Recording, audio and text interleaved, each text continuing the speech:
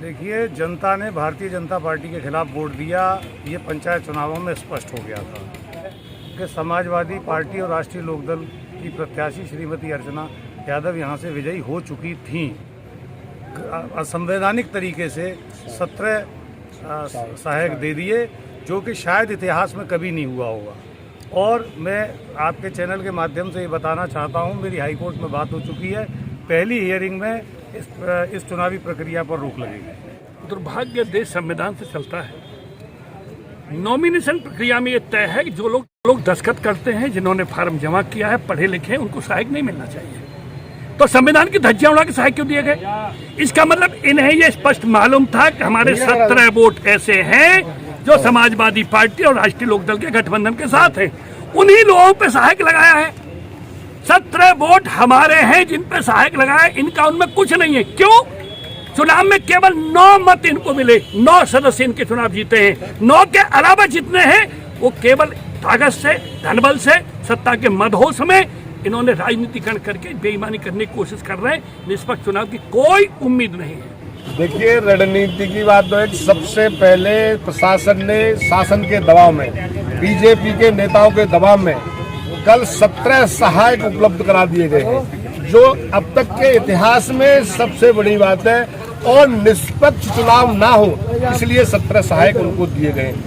कभी भी ऐसा नहीं हुआ कि जो लोग सिग्नेचर करते हों, जो सक्षम हो, उनको सहायक दिए जा रहे हों। ये पहली बार हो रहा है। निश्चित रूप से शासन और प्रशासन बेईमानी करा रहा है और हमें इससे कोई उम्मीद भी नहीं है कि निष्पक्ष चुनाव होगा। हमारी मांग ये है, हमने आज सुबह पर्यवेक्षक महोदय के पास भी जाके हमने लिखित में किया, कहा है कि उनके जो अपने दिए गए सहायक उनको निरस्त करा जाए, लेकिन अभी तक ऐसी कोई मांग मानी नहीं गई है। दूसरी बात, हम लोगों को यहाँ से प्रशासन आगे नहीं बढ़ने दे रहा। आगे अंदर क्या हो रहा है, क्या नहीं हो रहा, किसी को कुछ पता नहीं लग रहा।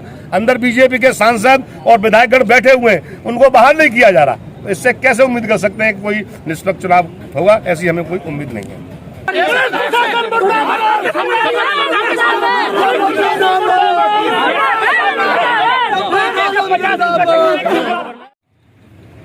देखिए, जनता ने भारतीय जनता पार्टी के खिलाफ वोट दिया।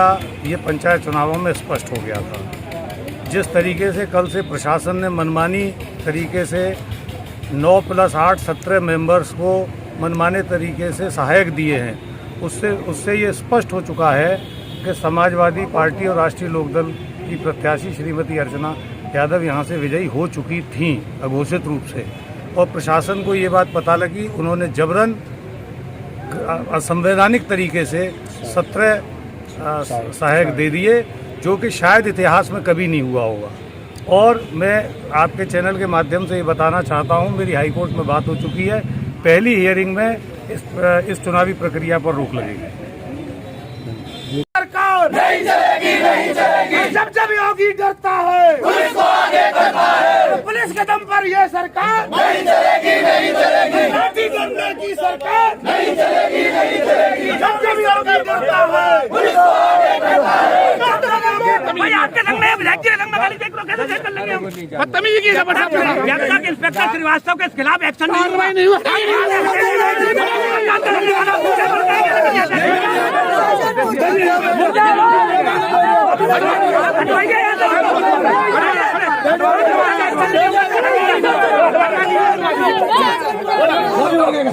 चलिए, चलो हटवा।